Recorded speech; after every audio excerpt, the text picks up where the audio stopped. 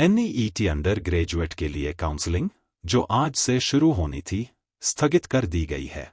इसी बीच केंद्र सरकार ने कहा है कि वह दोबारा परीक्षा आयोजित करने के पक्ष में नहीं है।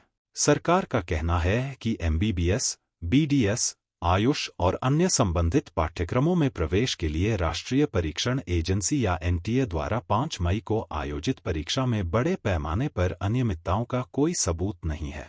केंद्र सरकार ने सुप्रीम कोर्ट में दायर एक हलफनामे में यह बात कही है, जिसमें सोमवार 8 जुलाई को NEET UG परीक्षाओं के संचालन में कथित अनियमितताओं से संबंधित मामले पर सुनवाई होने की उम्मीद है।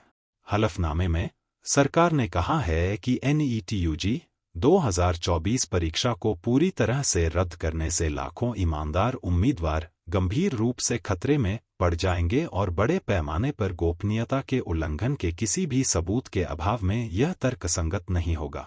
5 मई को आयोजित परीक्षा में पेपर लीक सहित कथित अनियमितताओं के मद्देनजर NEET UG या राष्ट्रीय पात्रता सह प्रवेश परीक्षा की दोबारा परीक्षा की जोरदार मांग की जा रही है। संदेह तब उत्पन्न हुआ जब 67 छात्रों को पूर्ण 720 अंक प्राप्त हुए पाया गया, जो परीक्षा के इतिहास में अभूतपूर्व था। ऐसे 6 छात्र हरियाणा के एक ही परीक्षा केंद्र से थे।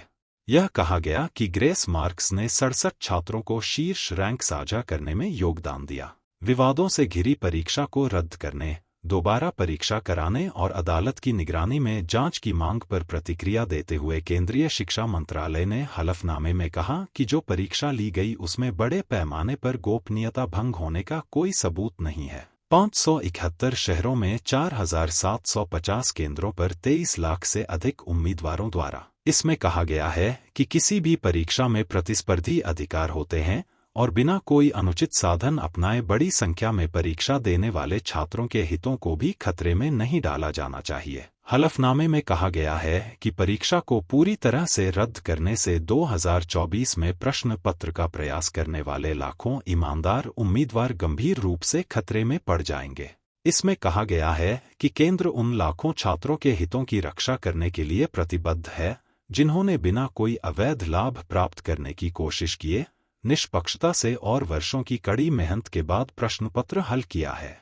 इसलिए, जबकि सिद्ध तथ्यों पर आधारित वास्तविक चिंताओं को संबोधित किया जाना चाहिए, बिना किसी तथ्य के केवल अनुमानों और अनुमानों पर आधारित अन्य प्रार्थनाओं को खारिज कर दिया जाना चाहिए ताकि ईमानदार परीक्षार्थियों और उनके परिवारों को अनावश्यक पीड़ा और परेशानी न हो। हलफनामे में कहा गया है कि परीक्षा के दौरान अनियमितताएं, धोखाधड़ी, प्रतिरूपण और कदाचार के कुछ कथित मामले सामने आए हैं और प्रमुख जांच एजेंसी CBI को कथित अनियमितताओं की पूरी श्रृंखला की व्यापक जांच करने के लिए कहा गया है। इसमें कहा गया है कि शिक्षा मंत्रालय ने राष्ट्रीय परीक्षण एजेंसी द्वारा पारदर्शी, सुचारू और निष्पक्ष परीक्षा आयोजित करने के लिए प्रभावी उपाय सुझाने के लिए विशेषज्ञों की एक उच्च स्तरीय समिति का गठन किया है। हलफनामे में कहा गया है कि पैनल परीक्षा प्रक्रिया के तंत्र में सुधार, डेटा सुरक्षा प्रोटोकॉल और संरचना में सुधार और राष्ट्रीय परीक्षण एजेंसी के कामकाज पर सिफारिशें करेगा। इससे पहले केंद्र सरकार और NTA ने 14 जून को सुप्रीम कोर्ट को बताया था कि उन्होंने 1563 उम्मीदवारों को दिए गए ग्रेस मार्क्स रद्द कर दिए हैं। उन्हें या तो दोबारा परीक्षा देने या समय की हानि के लिए दिए गए क्षतिपूर्ति अंक वापस लेने का विकल्प दिया गया।